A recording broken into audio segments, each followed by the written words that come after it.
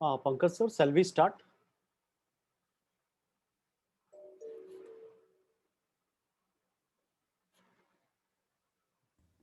Actually, participants are joining, so we will wait 2-3 minutes and then we will start. Okay, sir. Okay.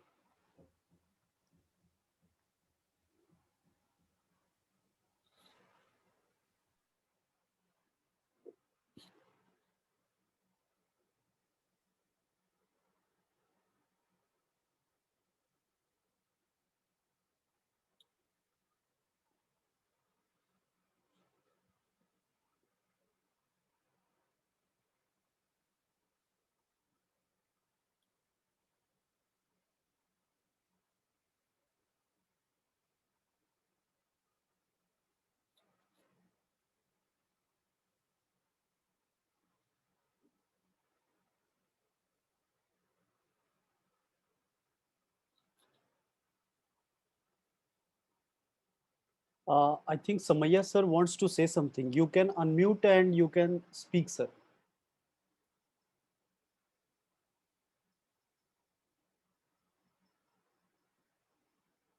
Okay, okay. Now you can do it, sir. Samaya sir, now you can do it. I have changed the settings. Yeah, okay. Fine, fine. Thank you. Ravi sir, you join? Yeah, sir had joined the session. Yes, sir. Yeah, How are you, Ravi sir? sir. Samay, sir. Yeah. How are you, sir? I'm fine. Yeah, good afternoon. Yeah, good Uh, afternoon. Really, thank you very much for accepting our invitation and a part of our program. And in future also, definitely, we will take some more help from you. And you also involve, request to involve in designing the additive manufacturing to strengthen the additive manufacturing courses, particular. Sure, sure. Yeah, thank you. Yeah. Yeah, Srivastava, please Ah, go yes, ahead. sir. Right. Okay, sir. So let's begin with the next lecture of this day. And the resource person is Dr. Y. Ravi Kumar. Sir, it's an honor for me to welcome you for this session, sir. And the topic of the deliberation is applications of 3D printing in dental and maxillofacial surgeries. So let me introduce the speaker to the participants. Dr. Y. Ravi Kumar sir is an associate professor in Department of Mechanical Engineering at NIT Warangal. He obtained his BTech degree in mechanical from JNTU Kakinada in 2000. He did his master's in computer integrated manufacturing from PSG School, College of Technology, Coimbatore, and he did his doctoral study from Osmania University in 2011. His postdoctoral research is in 3D printing at Milwaukee School of Engineering, United States of America. He has supervised more than 30 MTech projects and produced 4 PhDs and guiding for more PhD theses. He has published more than 70 research papers in national and international conferences and journals. He has filed one international patent and two Indian patents in the area of 3D printing. He is instrumental in setting up rapid prototyping laboratory at NIT Warangal. He started MTech program in additive manufacturing in collaboration with Central Manufacturing Technology Institute, Bangalore. It's first time in India of its kind. He has established a world-class metal 3D printing facility at NIT Warangal under TQIP 3 grant. He has conducted more than 15 training programs across India and trained around 900 participants in the area of 3D printing. He received Young Engineer of the Year 2009 award from the government of Andhra Pradesh and Institute of Engineers India. He has executed sponsored R&D project worth 1.24 crores in the area of 3D printing. He is lifetime member of ISTE, IE, and RPSC societies. For delivering his guest lectures, he has visited many countries like Australia, Sweden, Singapore, Finland, France, and USA. So I welcome you, sir. And now I would like to hand over the session to you. Yeah, thank you for your nice introduction. Let me share my screen if I could be able to do this one.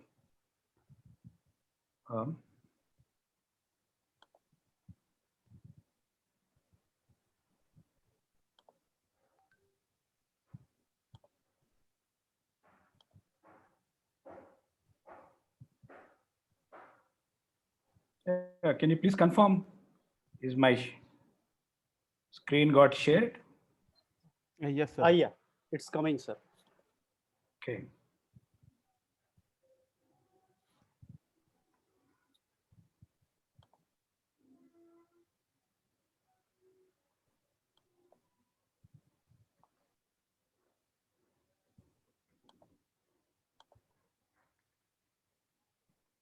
Yeah, is my first slide is visible? Yeah. Yes, sir.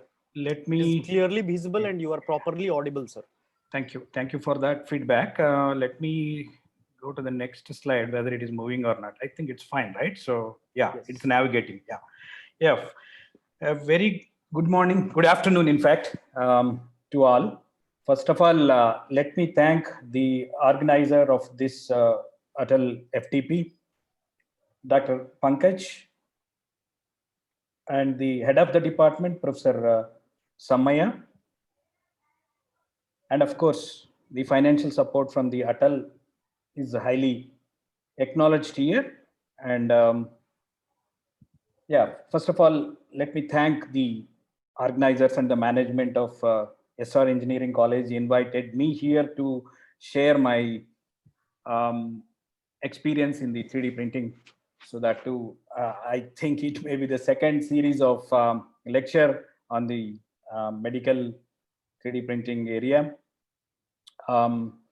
Yeah, and my title of the presentation goes like this: the applications of 3D printing in dental and maxillofacial surgeries. Yeah, basically, I'm going to predominantly talk on the our experience, our team experience, team in the sense the UG students, PG students, and of course the PhD scholars who involved in this research. So this is basically our own experience, a bit of blend of literature, but not much, maybe 10% literature and 90% our own contribution in this area. That's what I'm going to deliver during this session, maybe another 1.5 hours or so. Maybe you are at the 4th day, so it doesn't require much of the introduction to this technology. Of course, medical also you have one full-length session with the medical 3D printing session. So let me be very brief in that aspect, introduction to medical 3D printing, say, introduction part. And I'm going to talk a few case studies. Sorry for that. There is.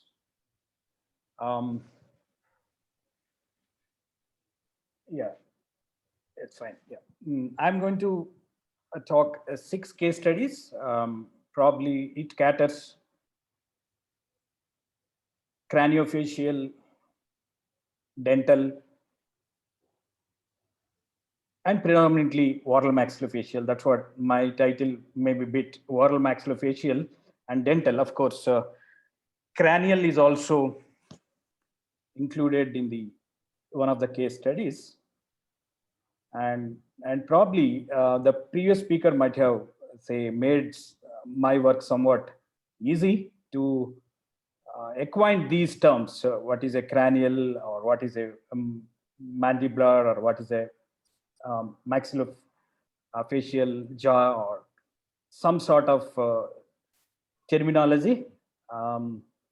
Yeah, so, and of course these 6 cases caters to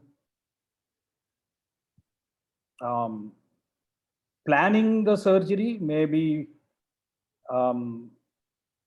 first 3 cases, and rest 3 cases, it is implantation.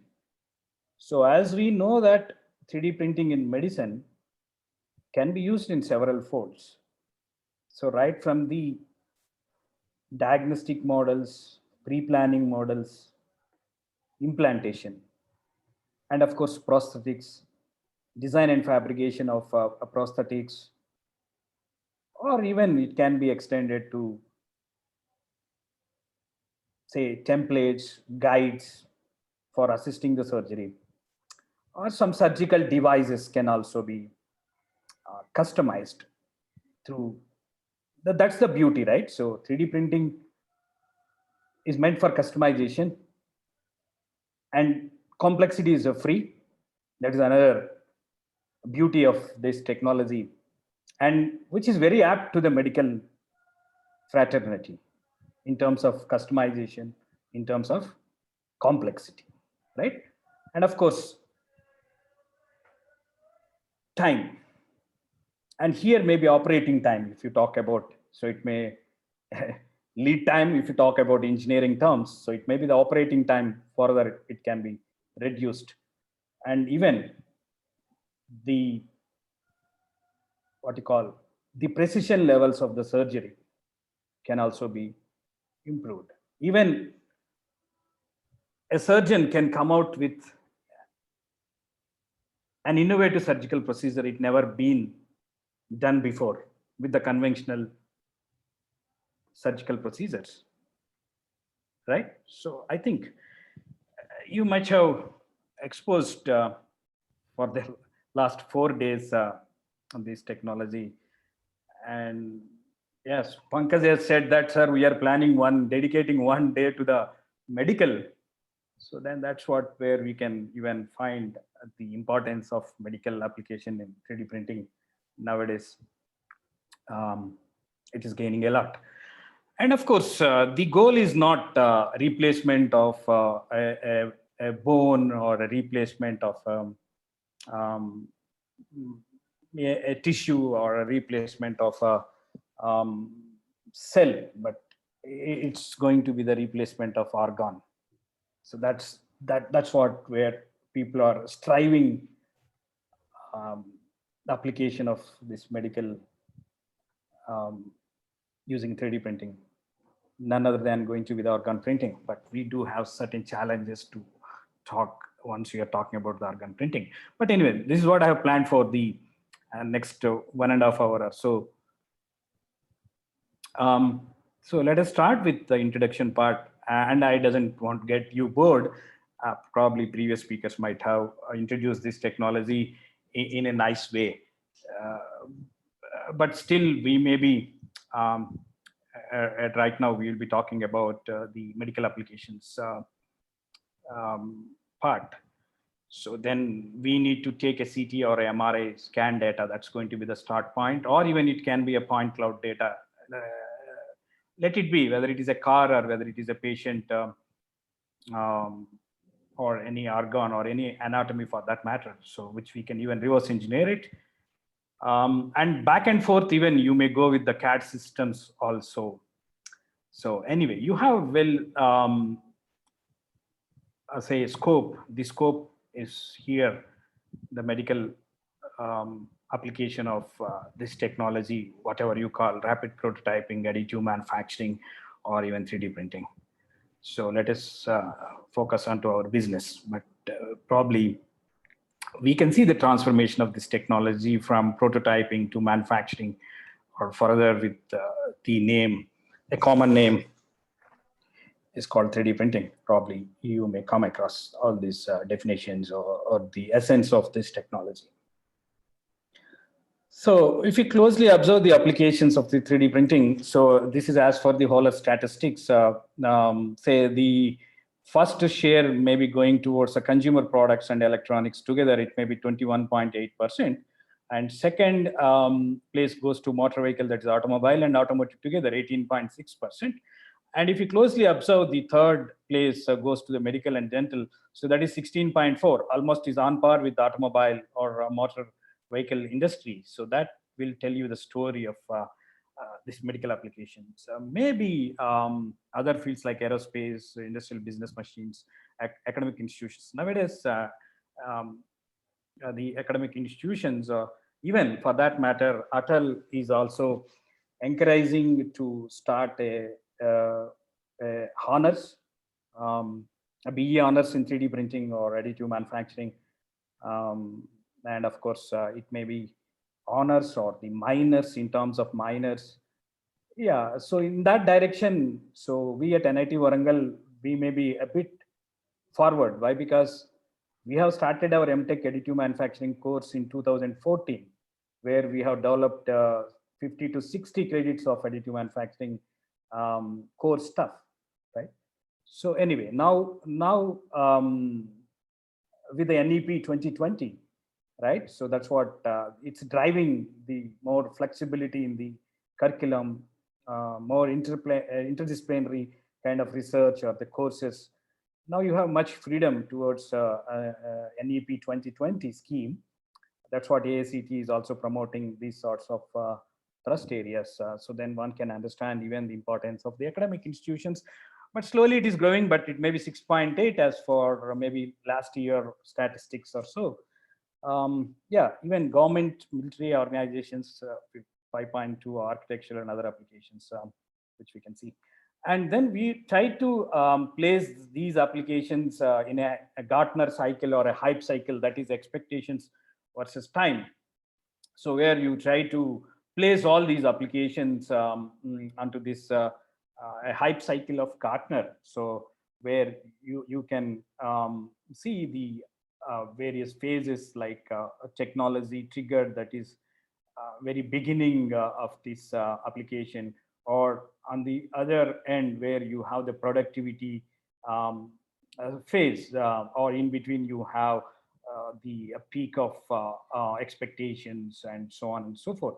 And you try to place them, all these applications. Of course, the prototyping is the guy who say come to productivity,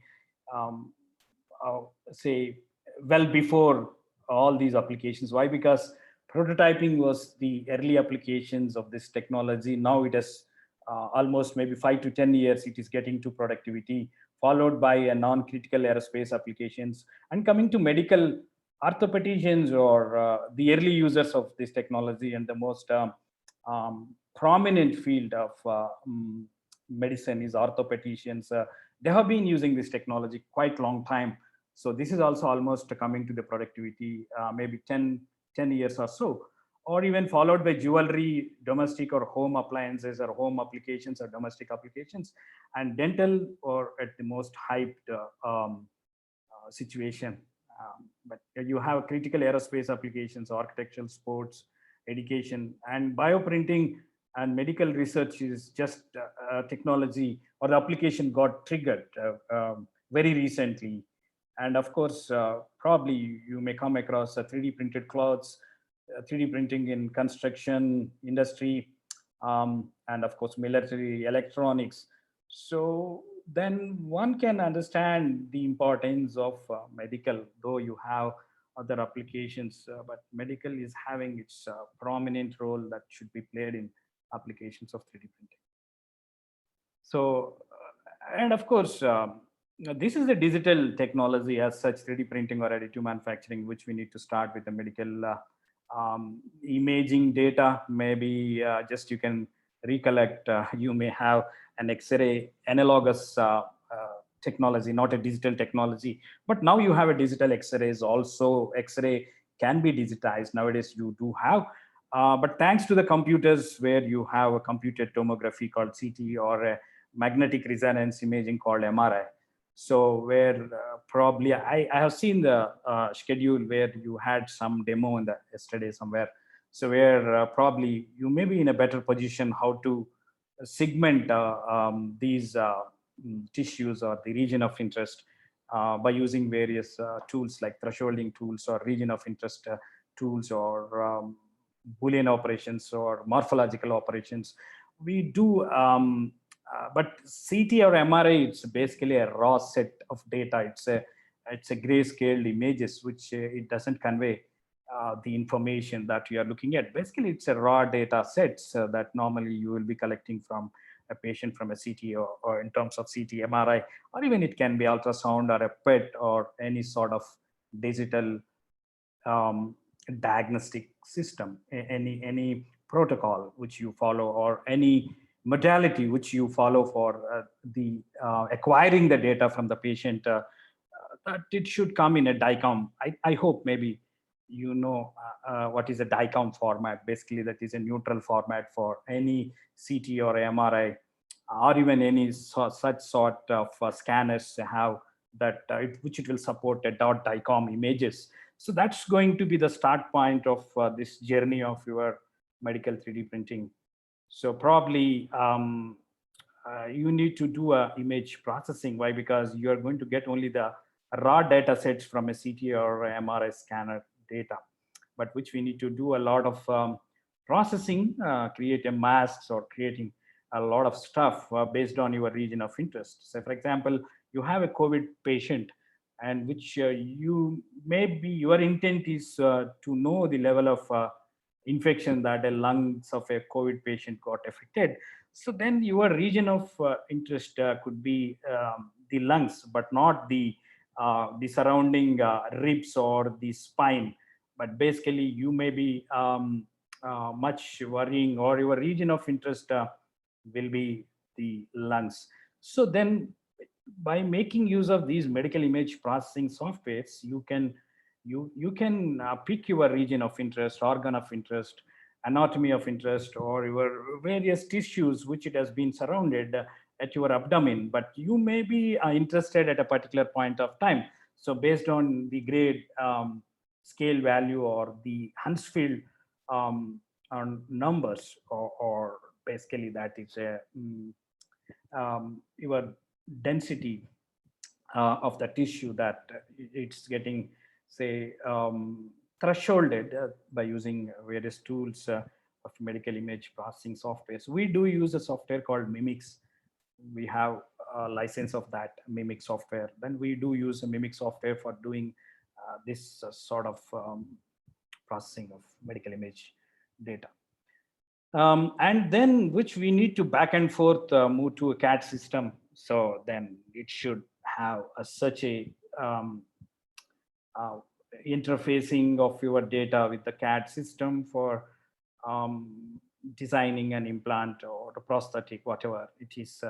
Or even we do simulate whatever you have designed, some implant, and it is getting simulated in any one of these softwares or the tools that you will be using it for. Simulation stuff or 3D computer models, it can be generated. Or even an orthopedician wants to perform a FEA analysis on that, or a cardiac surgeon wants to perform a CFD analysis, which the MRI scan of a patient which has been collected from.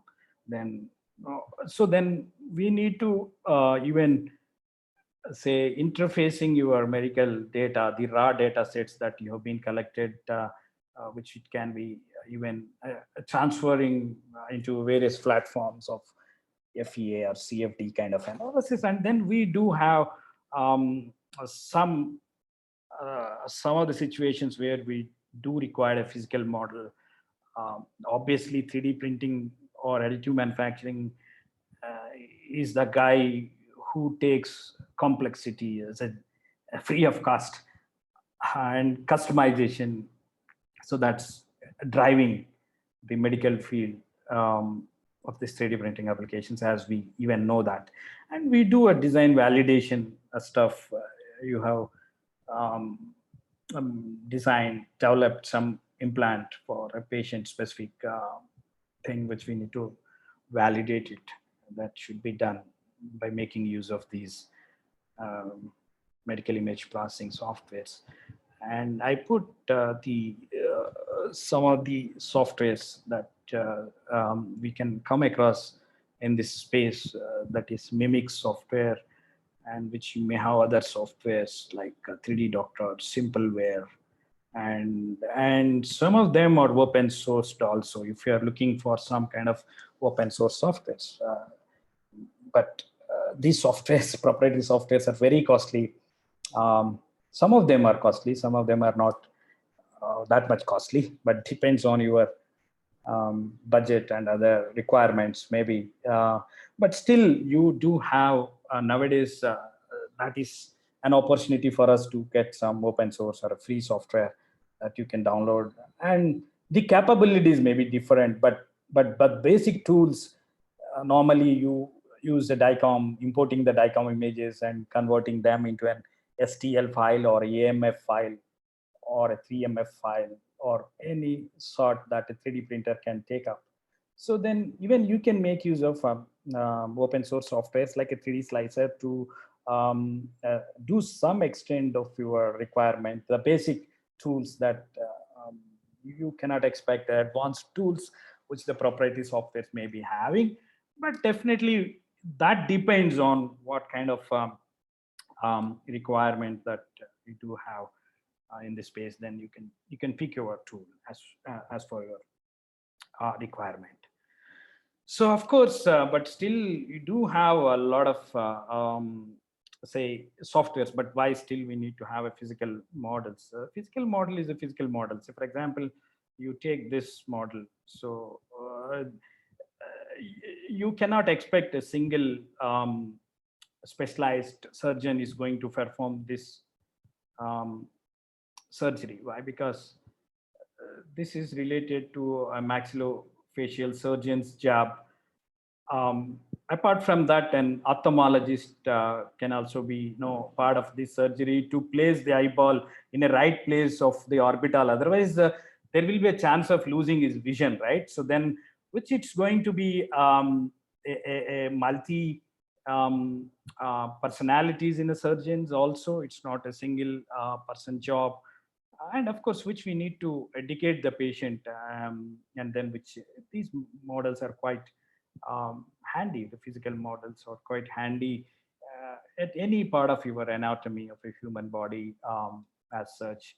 So maybe for better communication, the team communication, to educate the patient by using these models, or to assist the surgeons with the diagnostic and surgical planning. Anyway, I'm going to cover these things through the case studies which I'm going to discuss. All of them means for rehearsing the simulation of the surgery, and finally even we can even create a customized to prosthetics, and even finally we can generate an implant. That's going to be the highest level of application of implantation into human body. Then you need to talk about in vivo, in vitro, right? So there will be several procedures. Not all people will do this kind of implantation. Why? Because we need to follow several regulations. We need to follow several ethical clearances. We do follow that. Okay. So then, anyway, this is a scope which I'm going to even talk about all these applications through my case studies. Yeah, of course, I does not get bored you, like say where your CT or MRI is going to be the start point, and that will be given a supplementing the data by using a medical image processing software to reconstruct your images into a solid model or a surface model for that matter.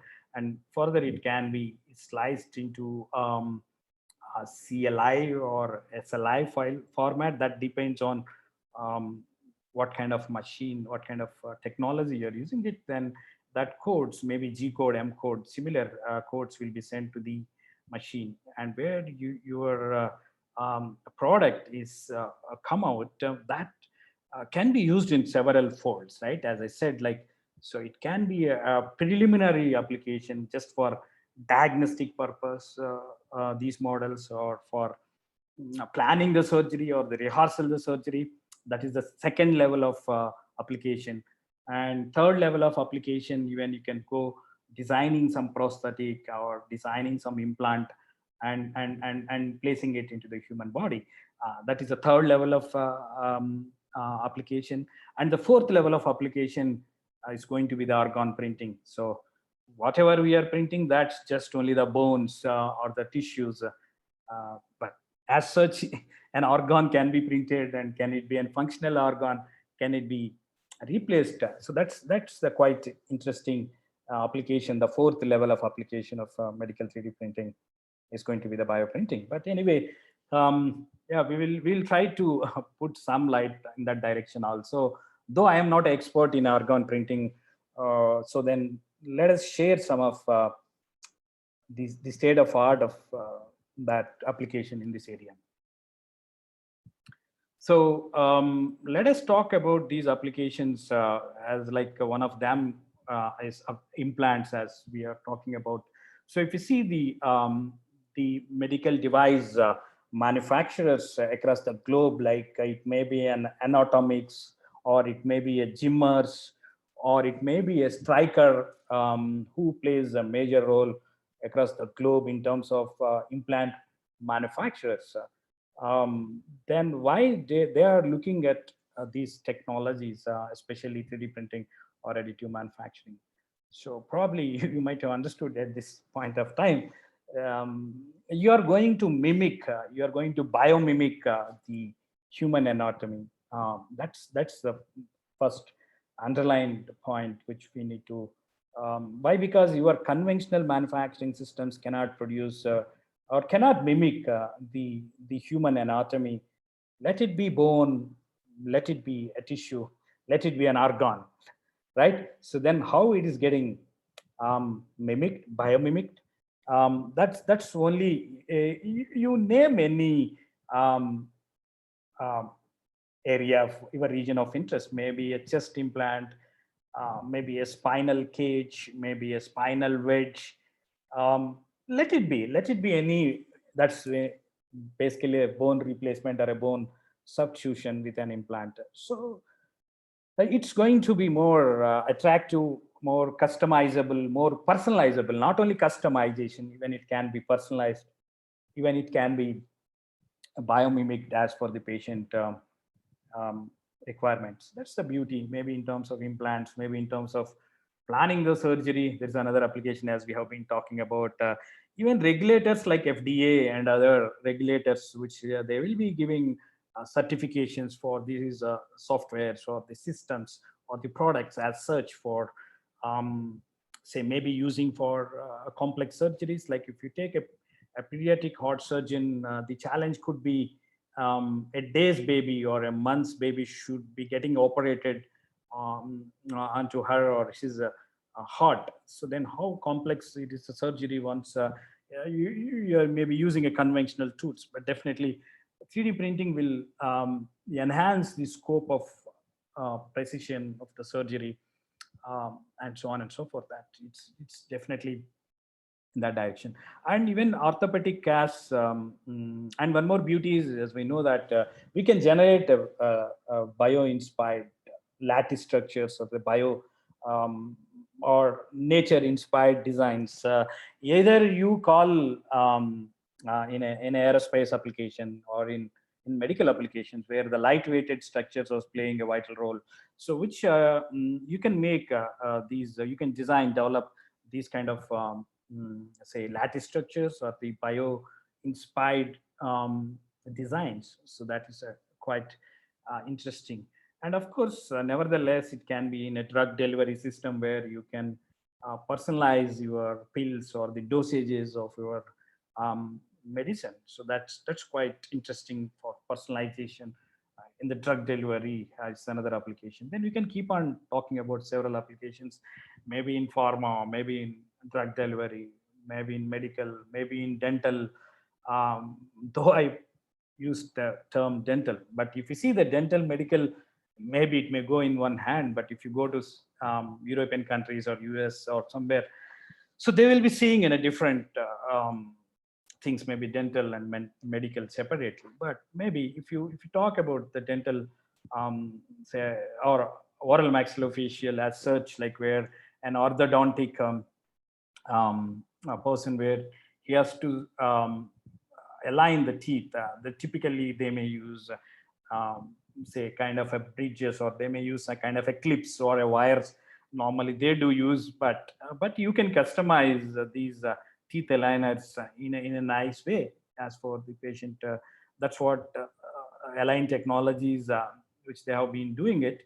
or even you can do some dental copings or dental restorations, where you can make use of biomaterials, maybe cobalt chrome, titanium 64, or stainless steel, to name a steel, or to name a metal and metal alloys, and do have a bio ceramics can also be 3D printed, like hydroxyapatite or maybe other stuff. And even it can be composites can also be done through 3D printing, which is quite phenomenal. Ceramic material is quite used by the dentists, but anyway, you can do use these dental plastic models for say dental restorations, or the orthodontic applications. Maybe you can make some dental copings, or the crowns, or the bridges, where you can 3D print them, right? Say either it can be a mass customized things, like say each tooth maybe the different person, or within the same person you have a different molar positions and you have different teeth, but or getting printed in a single go. Can you imagine that if it is through a CNC or a conventional manufacturing process, we need to write a separate code for each and every component? But that's the beauty of mass customized applications in dental, or to name any consumer electronics, consumer products, where you can have the mass customized solutions. But anyway, I will be concentrating only on the 3 areas of these applications. Maybe I'm not going to cover an orthopedic surgeries, but honestly, I do work with a couple of orthopedicians, but we never come out with a better results. But honestly, but we do work with the dental people. We do work with the craniofacial. We do work with the maxillofacial surgeon. We do work with the cardiac people also, but I'm not presenting that case here right now. But we do work. These are the areas, and not only these, even it can be extended to a biomedical devices, biosensors, biomems devices, microfluidic devices, and bioseparation and bio processing, and augmented tangible molecular models, and research and education purpose. You can keep on adding these list here. So yeah, let me give a quick, though I thought like I could share, but I'm sure like maybe some of the people might have given some demonstration on these softwares. But let me, broadly, you can have 2 options. Whether you can come through a CT MRI scan data, or through a reverse engineering or a touch probe of laser scanners that you come across. Either you start with a patient or a dry bone or dry cadaver bones, or the dry bones, or even a prototype. Then you acquire the data, any sort, maybe CT MRI, or maybe a surface scanners, say, where you can acquire the data. And it can be, if you come through this route, you have the images, something like JPEG images or DICOM images, which you are sourced from a CT MRI. And of course, a point cloud data could be the sourced from these laser scanning systems. And then you do a medical processing in this route, and do call a reverse engineering if you come to this route. And finally, we should able to get it an STL file, or IGS, or a DXF, or VRML, depends on which platform we are using it. Then you should appropriately save your data. And even it can be further doing 3D freeform modeling, geometric modeling, or a nerve-based CAD systems that can be used to. And our aim is, how do you get developed your medical, say, application? So even as I already said, you have several folds. Just use them that as a biomodels for diagnostic purpose, or surgical aid tools, or implants, or tissue engineering scaffolds. And you have a surgical planning and simulation, FEA or CFD, or medical devices. So you can have several folds of these applications. And how do you see your application? So, but the procedure remains same, that you use a scanner, or a CT scanner, CT MRI, or a reverse engineering scanner, or a digitizing system for that matter. So then where specifically some of the areas where you doesn't have the opportunity to get an information about the surface. Say, for example, you have some dental casts that it has been collected from the patient mouth. So you never have a CT backup of that. So you know the essence of reverse engineering or the digitizing systems. And you do come across in medical in several areas which you may not have a soft details. For artificial limbs, we do work with some surfaces, then definitely you have to go with this kind of approach, right? Yeah, let us come to our case studies. Of course, this is a cranioplasty kind of a case where modeling and analysis of the cranium implant has been done by using at least 2 to 3 softwares has been used to do this job. And of course, we developed one algorithm also in this direction to take up some of the asymmetric that is beyond the mid region of your defect or abnormality, then that is also will be addressed. So yeah, and somebody is looking some PhD problem, definitely, which you can develop your own algorithm to so do this kind of a sort, right? So yeah. So yeah, then this is a cranial bone portion where an patient met with an accident, and which incidentally, which we need to design an implant, cranial implant, and which it should be fixed here. So of course, these are the images which you can see. This is generated through a mimic software and followed by thematic software to design this implant. As we know that the challenge here is the thickness of the skull is not uniform across. So that's the quite challenging stuff. And the porosity, don't think that it's going to be the solid bone, but it's not. It's a God's design. So it's not like a solid thing which you have a different structure inside. You have a cortile bone and you have a spongy bone. It's a combination. So anyway, the biggest challenge here is how do you retain that bone which you are trying to design in terms of some implant, and how do you get fitted that? So that is quite challenging. Yeah, and then one more challenge here is there is a cerebrospinal fluid. Probably you may come across one of the body fluids that it will generate at the brain, and it will be continuously supplying through the spine. So then if you are not done this properly, so then if there is some misalignment or mismatch of this implant with the original cranial skull bone, then it's going to be a problem. So then which we need to consider all that stuff into this, and which we need to design.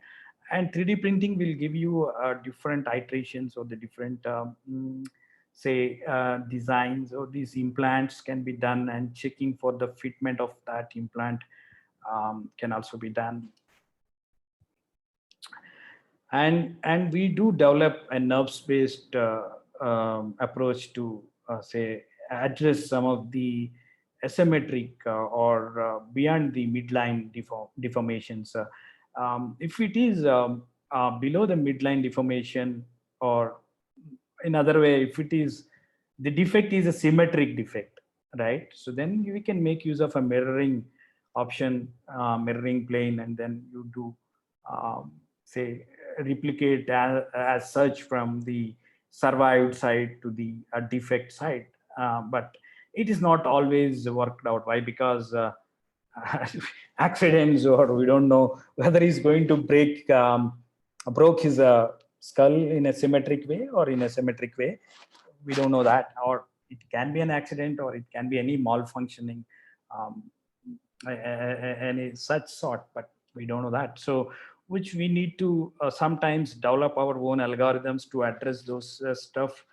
And not only that, which we need to analyze for the fixation points. This implant should be fixed onto this patient skull, and then how do you get fixed? What is the locations of the fixation points? Then why you want to talk about that fixation points? And definitely your cerebrospinal fluid will exert force onto this implant, and that should be uniform. And where do you get that uniform pressure of that fluid, body fluid onto this implant, and which we need to say simulate or analyze such sort. And coming to the implant printing, and which we need to check for the biocompatibility, bioabsorbability, and other stuff. It's not all engineering materials are qualified for biomedical applications, as we know that. And that too, you have 100% engineering materials, but it may hardly say 10% or 15% materials may be get qualified for the biomedical applications. And that too, again, within that 10-15%, are those materials or 3D printable? Then we need to have another check here. But not all the materials can be 3D printed. Then which we need to check for the alternate, or which we need to getting the options for these materials. Maybe probably the polymer, which we consider PEEK and PMMA, and in the metal titanium 6-4 was considered, and deformation and equivalent stresses has been observed and studied on this case. And finally, this is what I'm talking about. If you closely observe the structure, the anatomy of a skull bone, any human skull bone, it's a sandwich kind of a structure, right? So which you have inner bone, typically 0.8, 0.9 mm thickness, outer bone maybe 0.5, 0.6 mm thickness, and in between you have a spongy bone and with a varying porosity, right? So then how do you attain the porosity matching with the patient? That's the beauty here. 3D printing as such is a fabrication technique, but we do much rely on these tools, designing tools, modeling tools, analyzing tools to do that stuff, right? So then that's an opportunity here in terms of the tools and the 3D printing technology, which you could able to print these as for the patient required, customized or personalized to the need of the patient. We do develop some of the meshless approaches normally, and if you go with the conventional proprietary material softwares, they do have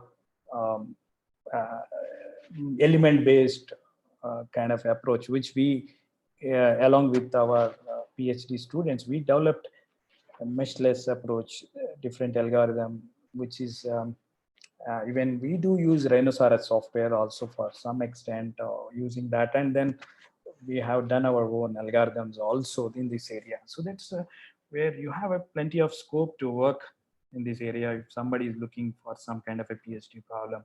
But we need to identify a good partner here, right? That is the challenging stuff which we need to, yeah. And then the other experience which we have with the dental cases, which the implant placement and the fabrication. So again, we talk about the conventional approach. At least I'm sure some people might have experienced going with that dentist and collecting some impression from the mouth, maybe some plaster of Paris material they do collect. They take an impression from the mouth in order to get the information about the molar, which you can see he requires 2 implants that it should be placed here. But the challenge for the conventional methods here is you will get only the outer surface. At the moment you take the impression from the mouth in the form of dentures, the plaster of Paris material they normally use, but you never get an information which is inside the bone. So you never get this. You will get only the outer surface information once you go with the conventional methods. But 3D printing and medical image processing data can allow you to get this information. Then this information is quite critical for a dentist to drill, how much he has to drill, where he has to drill, what could be that. You should not drill over drilled or under drilled. Then what could be the optimum placement of this implant, the size, the depth, the diameter, the orientation, right? So all that stuff can be done on this models once you have been collected from the patient data. And of course, that should be started with taking a CT data. And I skipped those, um, um, say, slides, but you understood that it should come from the CT data. And further, it should be made with the biomodels. But I won't prefer this FTM technology for this, but it's a quite old case study, which that is around 2006, 2007, around that, which we used to have FDM machine at the time, was which we bought from TechUp 1 grants, then which we used to use that machine. But if you are looking now, then SLA or DLP may be the better choice for making this kind of a surgery. But I hope maybe you understood my. But though it is not much transparent material, or it's not much, maybe opaque, but it's not a transparent material. But you do have an opportunity now. You can go with more transparent material, which you can even see through your the nerve information all the way from this condyle portion and touching from this mental foramen, and it will come out, which you can see here. But even it can, now you have a better technology. You can even make use of that technology to further enhance the outcome of the surgery. And once you have such a mock surgery which you have performed on that, and based on that, even you can print your and again, these are the standard implants from the gymmers or any other people that normally you outsource from the medical device people, but that's the standard size, and these which we need to compromise. The additive manufacturing and 3D printing will give you a customized solution for this, where, and not only planning and even the implant fabrication and fixing it. So it will give you a better say outcome. And let us focus onto the next case study, that is a mandibular distraction osteogenesis. So it will talk about the oral maxillofacial case, which we need to say reconstruct the bone basically. Normally, you may come across these kind of some of the cases or some of the disputes normally in the recent times in Hyderabad also, like then people may be getting cheated. So then we will make you, so if you are a 5 feet person, then you may be I promise you that we'll make you a 6 feet person, right? So that's not the thing that actually that's what exactly this kind of a surgery, they will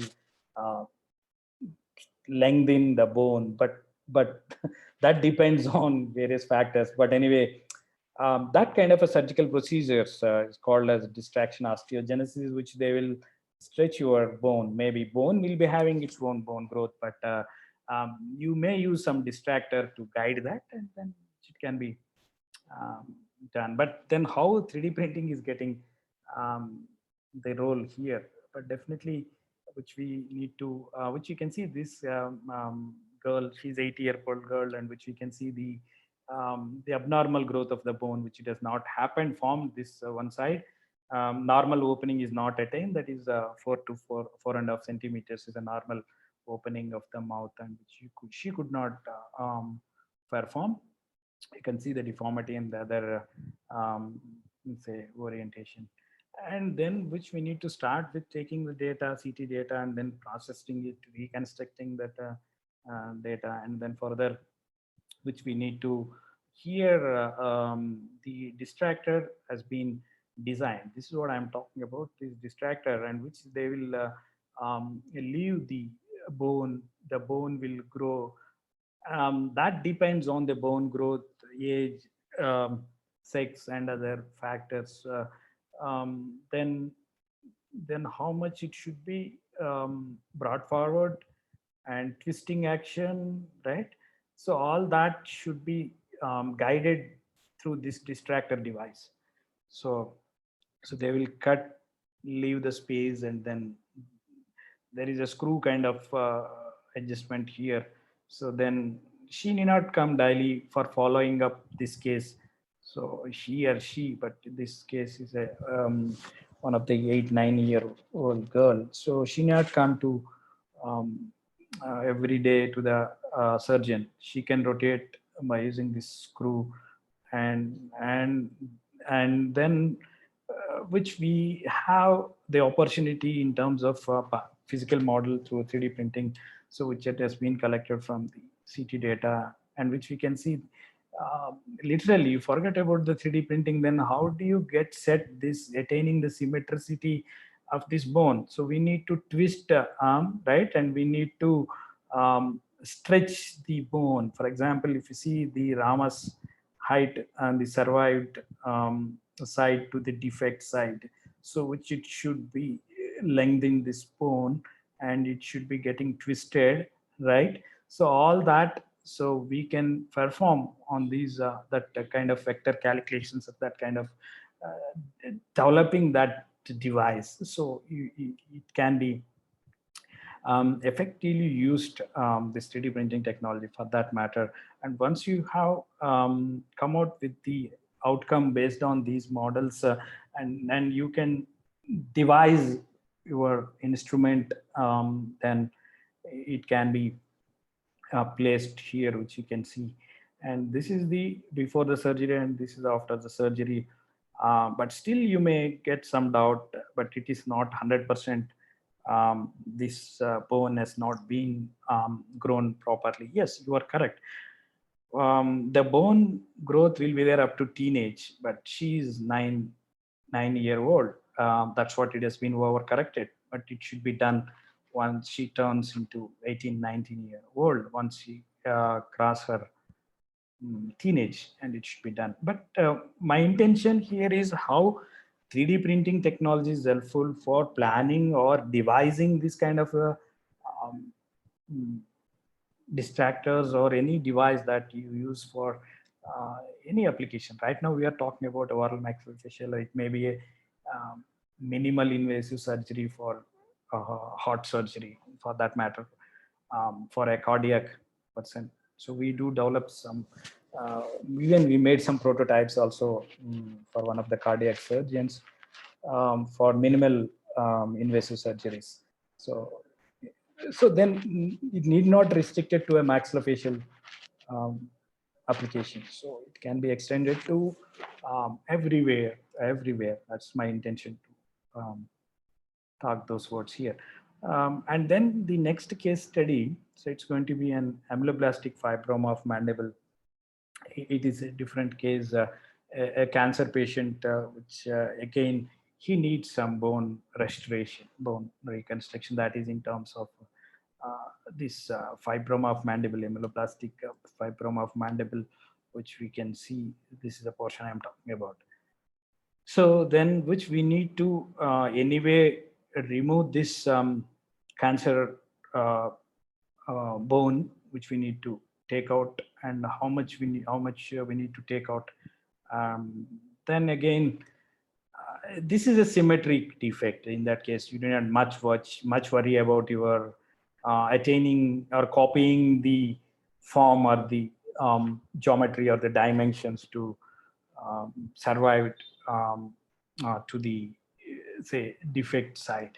So even which we have used thematic software for doing this kind of designing this implant. And then why I'm saying implant is then we need to remove this original bone, and we need to supplement with an implant here to support the biting, chewing, and other forces that it should fall, it should withstand. And anyway, this is a cancer bone which we need to remove under any circumstances. Yeah, and then which we went on designing, consulting with the doctor. So then we need to attain the nerve relieving also here, right? So you have again that alveolar inferior canal, which it should. Then we need to provide the nerve relieving action in terms of this implant, and we need to make it more lightweighted, and we need to make more osseous integration between your implant to the native um, bone, jawbone, right? It's not that much easy, which we will be talking about. Anything you are keeping some foreign body inside, and how it is getting interacted, and how it is getting your tissue formation, right? So which we need to say discuss with the doctor, and how it is getting designed this implant, maybe which you can make use of a lattice structure, obviously, with which it will mimic the bone porosity of the patient requirement. And we do print this in a metal 3D printer, titanium 64 is the material which we use to print this implant. But it is not that much easy. As I said, this was our first attempt to fix an implant inside the patient mouth, but we could not succeeded as a first attempt.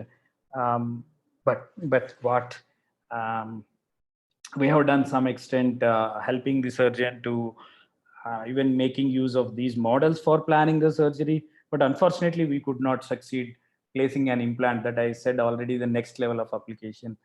This is the second level of application which we need to. Our intention was to aim the third level of application, but which we incidentally stuck at the second level, that is for planning with the conventional blades. And then by using the bone grafting technique, normally they do be used for say taking a fibula bone. Probably if you see the anatomy of your knee to the ankle, there will be two bones. One is a tibia, so that is a load carrying bone, but you have a spare bone which is God has given us for these kind of situations where people may use they have used some thigh bone, but that's not exactly thigh bone. Probably they might have used they may be using this fibula bone for bone grafting, but they never do a bone graft as such, right? So then that's what where even they were, it was not a 100% successful surgery. Um, then they recently approached us to reopen the site. Why? Because we have succeeded with the other couple of, even 3 cases which we have implanted after this surgery. So then obviously then this was not a successful say recovery for through the conventional methods. No, my intention of saying here is like whenever you come across these kind of situations where your conventional surgical methods are not filling the gap or not giving a perfect solution for that, so definitely it will come as an SOS to do that job, to fill that gap, undoubtedly. Why? Because with our experience, I am telling that the second next case study I'm going to discuss with you, it is a most challenging surgical treatment. If you ask any oral maxillofacial surgeon, so if you ask a TMJ ankylosis surgery, so basically that is a the joint which you have the lower jaw and upper jaw, and there will be a joint, and where your condyle will come and insert into this the fossa of the maxilla portion. that joint, right? So then that's going to be very complex surgery for a oral maxillofacial is concerned. So yeah, if you see this patient, she had a birth problem of fused jaw. So that joint got fused by birth. She's 21 year now. So she has been leading her life for the past 21 years. So without opening of the mouth much, normal opening, as I said, 4 to 5 centimeters, but even she could not open even a 1 centimeter. Why? Because her joint got fused by birth, and God has given some hint. Other side is a survived side is uh, um, a good one. So then it has given some hint to copy that as such from the other survived side to this side. Yeah, that's what given a clue to do that, perform this operation. It will go in a 2-level surgery that I will discuss very soon. But like where you can see, I'm talking about this. Um, if this joint like this, if you see the other side, the left side, which it is a normal, and the right side one, which it got fused, it has become an integral part, but it's not. Obviously, if it is an independent joint, which she could able to articulate, she could have occlusion, and she could have a normal biting, chewing, all that she could have attained. But because of that, she could not even open her mouth even 1 centimeter or so. She used to take liquids. So then anyway, she has been like this for the past 21 years. Then we took a risk. Then we made an attempt to now solve this TMJ, and we filed the patents also incidentally in this direction. So where I'm talking about again,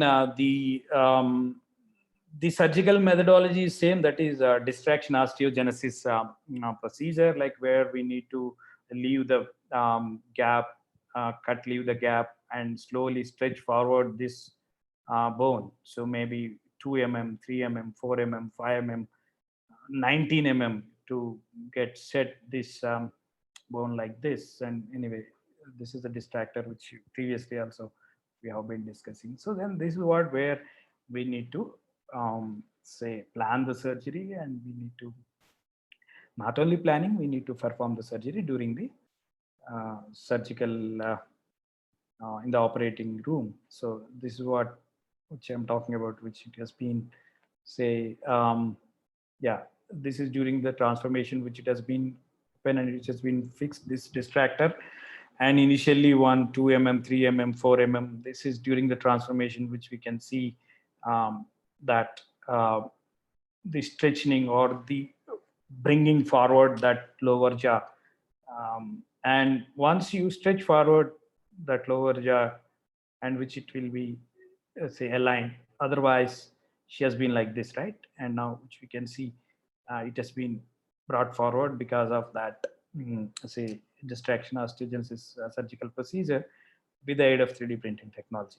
So then so there is a one more pending here, like which I am talking about, this the TMJ reconstruction, this portion which we have a joint here from the condyle portion, that's the lower jaw side, and you have a fossa and you have a zygomatic arch from the upper jaw side. And we have one more challenge here, you have a nerve system here also, apart from this alveolar inferior root canal, and you do have a lot of nerve system here. So that's what if you ask any oral maxillofacial guy, and then he may be much worried about a TMJ oncology, say oncolysis. That's a very challenging one. Yeah, this is what I'm trying to say. This should be we have to release the fusion of this joint by breaking this joint here, and by taking the help of other survived dimensions form, and then which we were trying to get it done. on this is what I'm talking about. The other side, um, the survived side to the defect side, which it has been completely copied on this stuff. And even we filed some patents in this direction also. And then we have that FUSA component, which it will be again taking the help of survived side to the defect side. And this is what it's going to be the design. And initially we printed with a desktop based 3D printing system to check the form and the fitment of that. Yeah, this is what I'm talking about. From the bottom, the condyle and the fossa and the zygomatic arch. You have three parts which it is getting assembled and making it as a joint, and it should responsible for articulating your jaw, right? So that's the most sensible part in your a dental or a oral maxillofacial surgeon. Yeah, this is what I'm trying to say.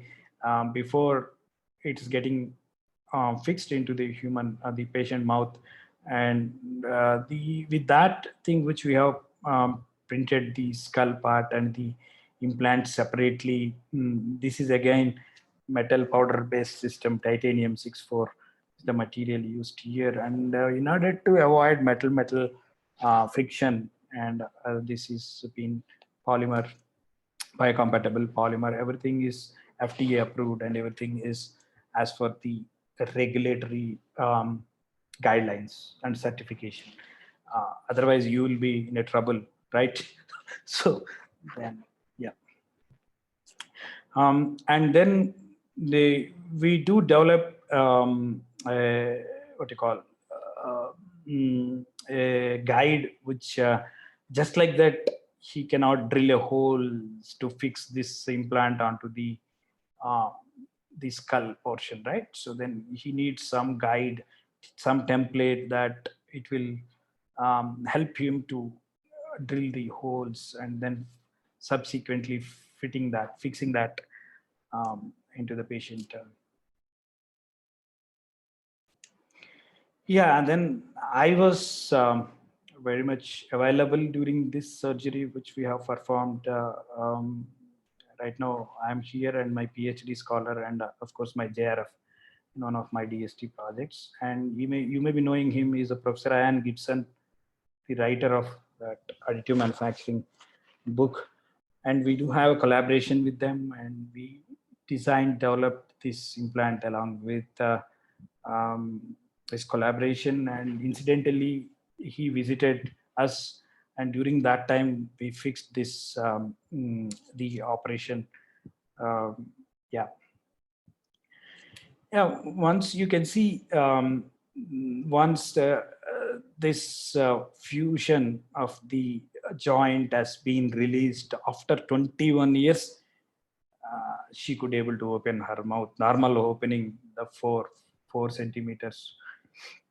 So normal opening she has attained after 21 years. So it's a new birth for her, right? So why? Because for the past 21 years she has been that state, but thanks to the technologies that it is enabling these kind of complex surgeries, yeah, which we can see whatever I showed you previously, those implants, now it is getting fixed during the surgery, making use of that guide to fix this screws into the patient from the maxilla side, which you can see these screws, and from the mandible side, these are the screws. And now she's doing great, say, which we can see now she could able to attain her normal opening, as I said, 4 centimeters, and normal biting, normal chewing, all that actions after 21 years she has attained. But yeah, she had definitely a better societal life. She had been for the past 21 years. Yeah, so then which I don't think so, which we need to have some evidence of this technology to show to improve the societal life of the human being, right? So this may be the thing which we have personally experienced with this technology for the quite long time, maybe around 10 to 12 years, which we have been working in this area. And last case, let me conclude with this case. This is a Maxillofacial integrated implant. This is also like where your conventional implants or the conventional surgical procedures are not um, giving a solution or better solution. And again, the same underlying thing is personalization, customization, right? So the same thing has happened here in this case also. This is an accident case which we need to design an indigenous implant for this patient alone. Why? Because he has met with an accident and incidentally he broke his he lost his jaw along with the five teeth, even eventually 5 teeth, and the bone also he has lost. He has a bone damage and 5 teeth got say because of accident. And then if you closely observe, it is not a symmetric fracture, right? Again, it's an accident. We don't know whether he's going to break symmetrically or asymmetrically. So this is an and one more challenge here. We need to again attain the nerve relieving option. And if at all, if you have a bone support here, and you can take a standard implant, say something like this. So you can take a standard sized implants which are available from the market, maybe from Jimmers or maybe other vendor, which we can buy these implants and it can be fixed. But unfortunately, you don't have much bone support here to hold this, accommodate this 4 or 5 implants here. So for that reason, which we indigenously or which we have designed, developed an implant which is specific to this case, right? And which we can see attaining that asymmetric form into this implant. And we do FE analysis, of course, to check the failure of this the implant and checking placement, fitment in a thematic software, which we checked it and everything is fine. And initially we printed in a polymer based desktop printer to check the conforming the fitment and fixing it onto the just for an idea. This got printed separately. The implant got printed separately initially with a polymer based desktop printer, very simple a Prusa kind of printer used here to print this, just to understand. And then it's going to be like this, but 4 teeth at least we could accommodate instead of 5 teeth. Yeah, and then coming to the implant, so this is a titanium 6.4 again through a metal powder bed system. It has been printed and with the supports, which you can see after removing the supports and after following the autoclave and other regulatory procedures to get an certified for implanting it into the patient mouth. This is what we have done during the surgery. This implant, which you can see, which it has been fixed into the patient mouth, and this is the fitment of it. And this case study we have published in one of the reputed journals. Probably you may come across if you're doing some research in the additive manufacturing. Rapid Prototyping journal is the best journal in this space, as we know that. So we have published in a Rapid Prototyping journal this case study alone. And then this is the one where the 4 teeth got fixed, and which we can see at the end backside of that support of this implant. And they will have a handheld X-ray right after that surgery placement, then which we can see the placement of that surgery, the implant into the jawbone. That's what it shows. And we do come across several complex cases, like maybe abnormal tumor growth, maybe cancer, maybe several reasons. Maybe you may have abnormal growth of the tumors, or by birth some cleft cases, or you may have some emergency cases also, but you may wonder why. Can it be emergency cases? Can it be taken uh, into account? Yeah, definitely. You do have a lot of developments as well as polymer printing. Now it is 40 times faster than the FDM or the first generation machines. You do have a clip based system or a DLP based systems, which is a 40 times faster than FDM based system, right? So then definitely, though it is a risky and challenging to take up some head injuries or some emergency cases, but but but answer may be yes. Now with the productivity that you're seeing in the recent times, especially for the polymer printing, so definitely just for aid of planning the surgery can also be used it. But let us focus something on the future. So far, we have seen maybe in terms of 6 case studies, various applications, as I said, like the 3 levels of applications. So that is a diagnostic application, pre-planning applications, implant application, and the 4th level of application is organ printing. So then let us give some idea. Probably you may come across nowadays, you have a lot of open sources is available. Google may be the guru, or YouTube. You can find a lot of stuff. But the thing here is how it will get differ from the conventional 3D printing versus the organ printing or tissue printing.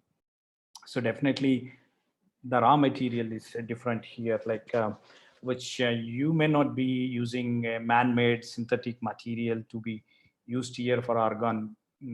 For implant, normally you may use some synthetic foreign material, engineering material, but that's not the case here, which it may be the material itself may be some living cells of a patient, or the tissues which it might have collected from the own patient organ. So that's going to be the thing, and how it is getting multiplied, your natural material or living cells, and further it has been added with some proteins, nutritions, and cell cultivation, yeah, so on and so forth, right? And ultimately it should be printed from the syringe, or it can be an extruded type, or it can be a laser based. You do have you do have several bioprinters. I hope maybe Falguni may be going to discuss in the afternoon. You may have several printers available, even desktop printers also available, maybe from BioBot or maybe some other vendors, which you can even get a desktop natured organ printers too. But anyway, I don't want to get into the others shoe, but anyway, say you do have extracting the cell from a patient own organ or tissue, or for cell, that for that matter, which you will be extracting from the own patient cells, targeting maybe heart, targeting maybe lungs, or targeting maybe liver. Let it be anything for that matter, right? So but we need to extract the cell from own patient living cell, right?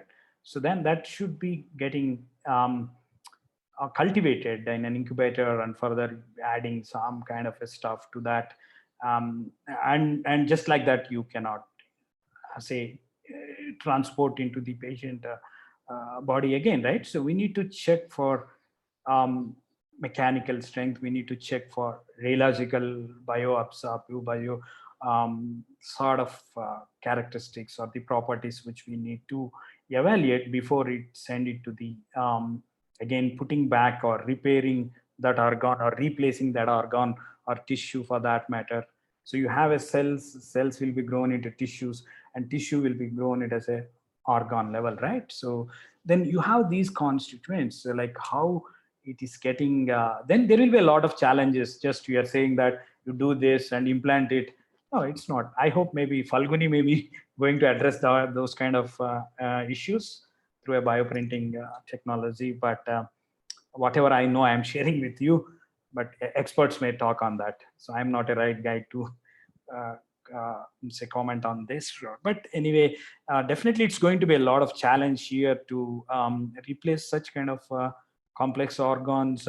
Then you may you may be curious what could be the state of art of this technology. Can anybody done some liver? Can anybody done some kidney or so? Then definitely you may be very curious. Yeah, you can find a lot of literature saying that it may not be the complex organs as of now.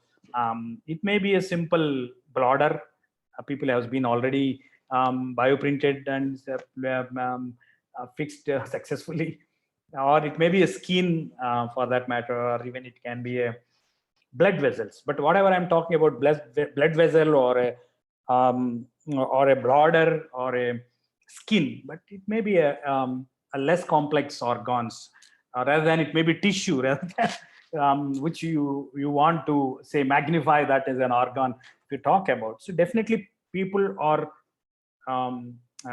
striving hard to get it done, these kind of organs. But we can see a lot of breakthroughs, right, in that direction. Exactly, it need not be in heart, need not be in lungs, but most demanded under COVID pandemic times. So, but anyway, we can see time may be the say answer for these questions, right? So definitely, hopefully, we can maybe down the lane, if you see that the Gartner or the hype cycle, which we have started with the second or third slide, which we are talking about. So definitely, you have the time scale, maybe 15 years, maybe I don't know, 10 years, maybe I may be exaggerating, maybe 15 years, 20 years, maybe the answer for printing these kind of organs.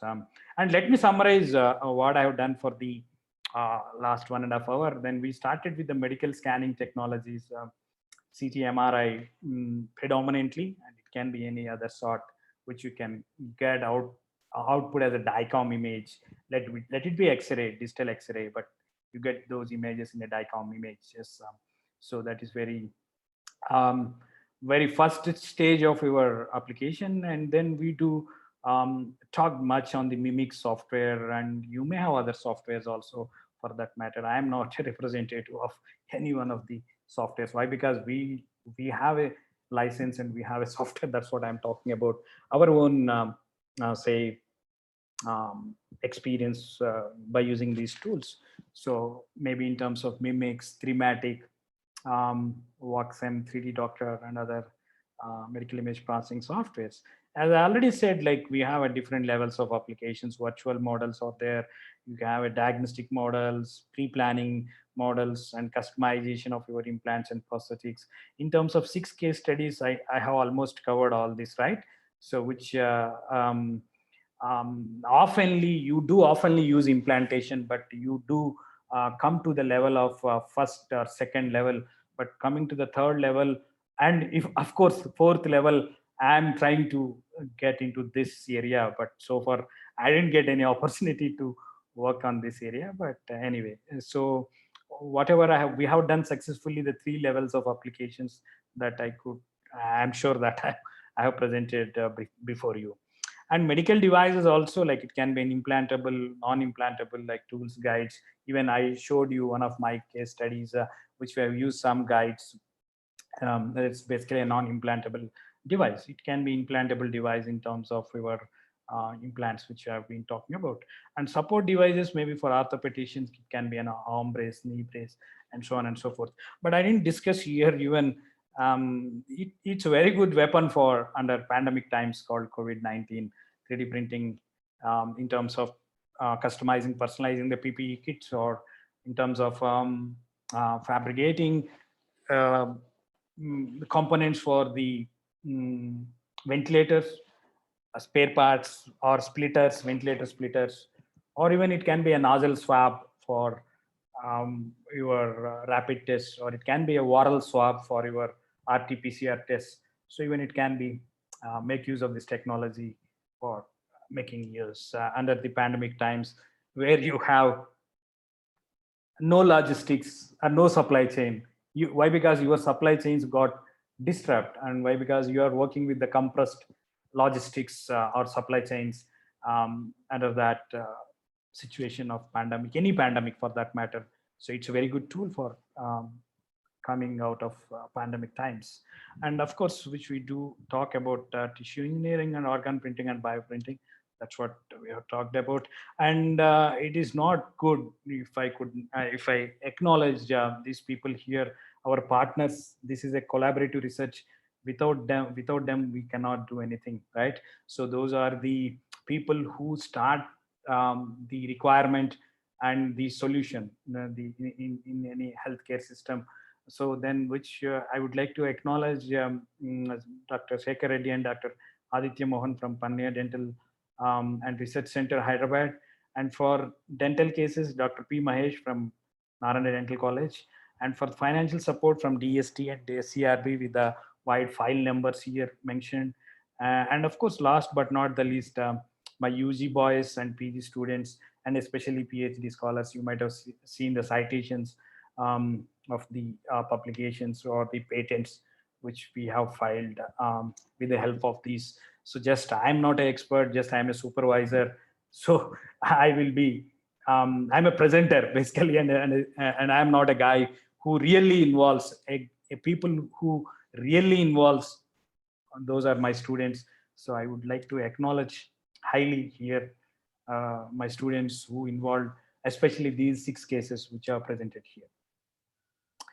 And as we know that, as I already said, even NIT Warangal is the first people we are in the country to start venturing into an MTech specialization with 50 to 60 credits and facilitating the students with the state-of-art facility in the additive manufacturing.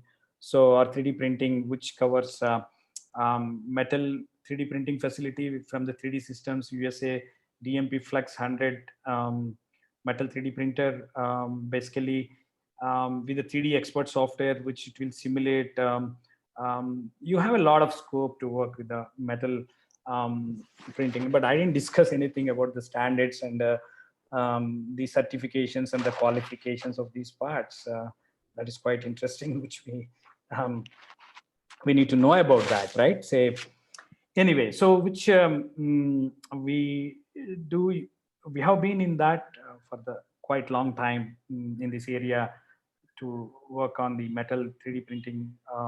Though we are relatively new to the metal printing, honestly, and we do have right from the 2004, 2005 onwards, we do have a Stratasys Dimension FTM based machines and Mojo Stratasys machine, and of course Ultimaker 2 Plus and other DIY kinds of printers, which our students has developed as part of their lab for additive manufacturing lab. They have developed, and those printers also we do have writing some Arduino programming or writing some kind of Raspberry Pi kind of things.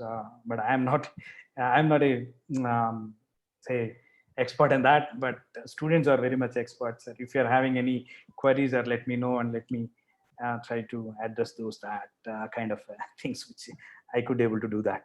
So these are some of the and we do have sensors, couple of sensors for scanning and digitizing a practice of a reverse engineering lab. And if somebody is interested, you can visit our website to get the entire syllabus of MTech additive manufacturing. Or if somebody is looking for starting some, say, honors, BE honors in 3D printing, nowadays we know that mechanical is getting, say, 160 to 80, the seats are reducing it. But as we know that AICT has given a flexibility, even you can, if you have expertise, even you can start converting that 80 seats into the thrust areas like 3D printing. If you are a mechanical guy, right? Say, then definitely we at NIT Warangal, our team is ready to help you to set up some lab or to establish some kind of course or even MTech specialization, not only single course or single lab. So if somebody is interested, you can go through the website for the full 2-year course and things like that. And we do have a 3D printing exclusively softwares. So of course, we do start with your CAD tools also and use some open source softwares. Need not say it may be around say 3 crore facility, if I am correct, around 3 crore facility. But nowadays you need to have a 3 crore facility. But we do have some fund, we bought it. But even it can be manageable with some of the open source softwares, right? So then if somebody is looking in that direction, so you have some budget or no budget, can also be initiated this kind of practice at your institution, right? So, but we do have some facilities like Mimic software, Magic software, Thematic software, Catalyst software, and 3D Expert. And still, if you are looking some kind of lectures from me or from my group, you can even subscribe into the. Yeah, I do appreciate you. Your yeah, got it. Yeah, I may be exceeding my. Yeah, of course. So let me conclude. Thank you for reminding me. Yeah, let me conclude here. So if you are having some questions, you are most welcome right now or through email ID also. You can contact me if time permits. I don't know the organizers what are they plan to have. I don't know, but definitely, yeah. It's over you too, sir. Yeah. Thank you, sir. Thank you for this wonderful session. And the case studies that you have explained here was really enlightening us to a new avenue where we can start thinking and working in this area. Thank you. So I'd really thanks for that. Any participants, if you have any questions or queries, you feel free to unmute yourself and you can discuss with the speaker. Good afternoon, sir. Yeah. Sir, there is a small query Mhm. that how does this tissue engineering process gonna work for the dental surgeries? Tissue engineering in dental. Scope of tissue engineering in dental. That's what your question? Yes, sir. Yeah, tissue in the sense like which you have that tissue. It can be in a jaw area also. You make some scaffold for that thing, which your 3D printing can be used to make some scaffolds for your tissues for your dental jaw area. So let it be the tissue of the jawbone. Yeah. It can be, say, right now we may be working only with the implant level. So even it can be, if you make some tissue which is of biocompatible or biodegradable, if you have such kind of a material and such kind of a system which it can be done. So even it can be done, make use of that tissue engineering or tissue printing, and you can make use of that as an device or the implant, which it can be instead of that a metal implant which I've been talking about. So when it can be you can grow the tissue and then you can make use of that into your bone. But as such, if you see that bone, you have a different. I do agree. Like tissues means you have a different say structure and the things. But definitely majority which you come across dental, it may be only the bones related stuff. But if you are looking some tissue area, you do work on that thing also. But normally dental people so may not be working on those kind of a tissue level and tissue kind of a thing. Yeah, but whatever you see, but it's a bone. The jaws are load taking members, right? But you may be substituting the bone. But maybe Falguni may give you a better answer. But I'm not a biomedical guy. But basically, I'm a mechanical engineer. So I hope I have answered your question. Whatever I know, probably I have answered your question. Any other participant?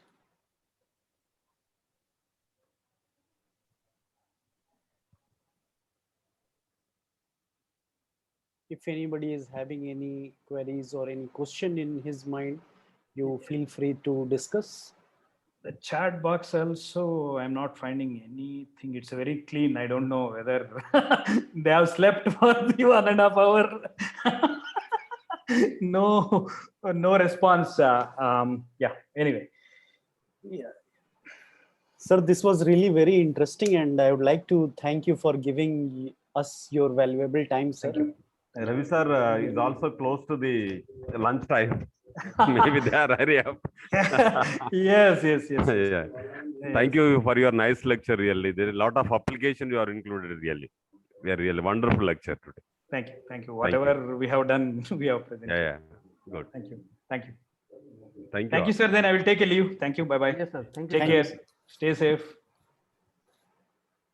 Srivastava, Yes, sir. next session at what time? It's at 2:30 p.m.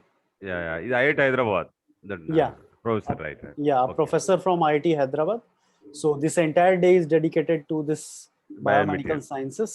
So we will get Yeah. to see some new things. Yeah, that's from, what I will attend in the afternoon session also. No yeah, problem. yeah. Yeah. So I request all the participants also to join that Yeah. session on time. Okay. Yeah, please make them to utilize the resources. These resources are very, very rarely you will get the opportunity to attend these kind of things. Really, I request all the participants, please be utilize all the resources. It's So a very today's wonderful session lecture. was entirely on biomedical sciences application, and Yes. tomorrow's session is entirely on defense technologies. Yes, So one these one 2 problem days is enough. are Really, Srivastava, so, one problem is enough. If you identify that, could be enough to get a PhD. yes. You So can for write a clinic, proposal on that. Really, if you're able to identify at least one application or one problem, then that could be fine to write a proposal or to get a PhD. It's a really wonderful lectures. Really, yeah, thanks to both of you, your so I coordinators. can Really, see some participants has written some comments also. Mr. Ramachandran has written as the yeah. inspiration Ravi Kumar sir.